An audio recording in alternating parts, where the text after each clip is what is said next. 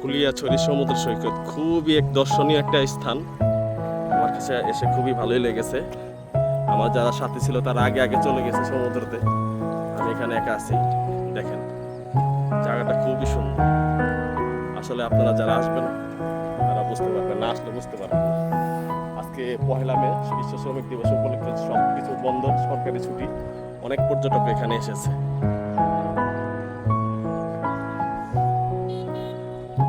সমুদ্রতে যাব।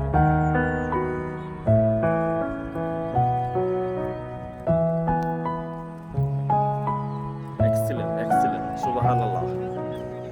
আল্লাহ তাআলার নিদর্শন এত সুন্দর, যা যতই বলি ততই কম। আল্লাহ তাআলার শুকরিয়া আদায় যতই করি না কেন ততই কম। সুবহানাল্লাহ, আল্লাহ এই দুনিয়াটা কত সুন্দর করে বানিয়েছে আমাদের জন্য।